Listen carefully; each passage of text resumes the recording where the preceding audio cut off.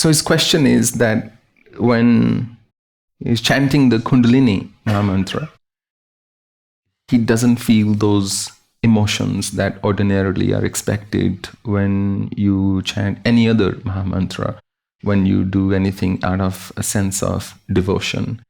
So does it mean that we chant that Mahamantra simply invoking the energy of Kundalini, which is formless in its very nature? And when that is invoked, it would lead to a realization of Kundalini, which may then subsequently unfold other emotions, thought patterns, states of consciousness, and so on. Or knowing the meaning of the mantra, if it has any, would help in building your devotion and hence walking the path rapidly or in a more swift manner and realizing the goal better with greater intensity. Does that sum it up? So when it comes to Kundalini and when it comes to Dhyana Yoga, any form of meditation, mantras are simply portals to help you take a sneak peek into another state of consciousness. They are simply conduits of energy. They are simply there to, those are like sonic triggers in the consciousness that are going to incite, not incite necessarily, evoke that energy, that latent energy or that dormant energy, not latent. So it would evoke that in you. So you don't necessarily have to know the meaning of the mantra. But to your point, because when I impart the knowledge of Kundalini, I always go back to the core scripture where it first emerged. Hence, it's a nod to the primal or primordial energy, the name of the energy in the form of the goddess that was there.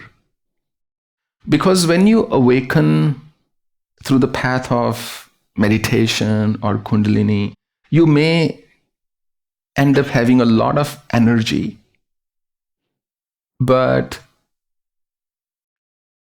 it may not make you a mellow person. It may not make you a very soft, kind-hearted person, the kind that's required to really make a difference in the lives of other people.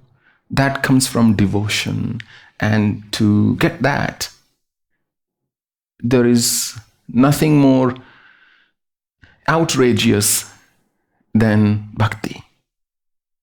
So, and that's why that name is there, to acknowledge the lineage and the original goddess. And maybe when the right time comes, the bhav will generate on its own. And from outrageous, I got reminded of this thing. Akbar was once standing and a couple of coins fell from his hands.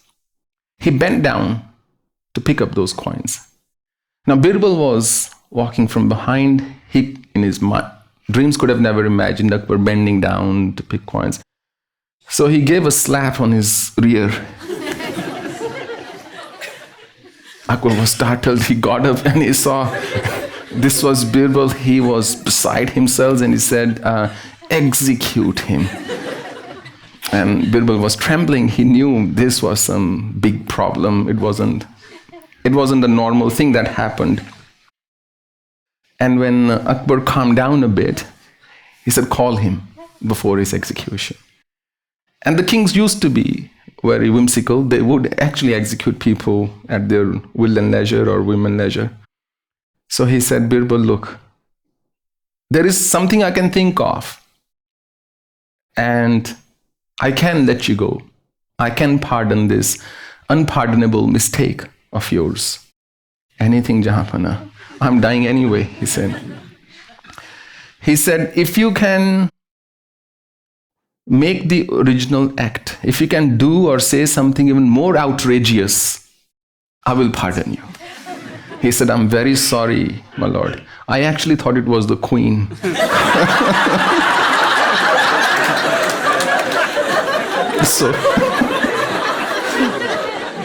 So Akbar said, pardon granted. So the only thing more outrageous than meditation is meditation with devotion. It's like full circle. It's complete then. It's so powerful that I feel from my experience, I can tell you, it is the fastest way to realization. And how do you know you've gained it, or you would remain humble. You would never feel the need or the urge to either flaunt your powers or to talk about them or to show to the world or anything like that. It would keep you humble because your focus shifts from talking to doing, to actually making a difference.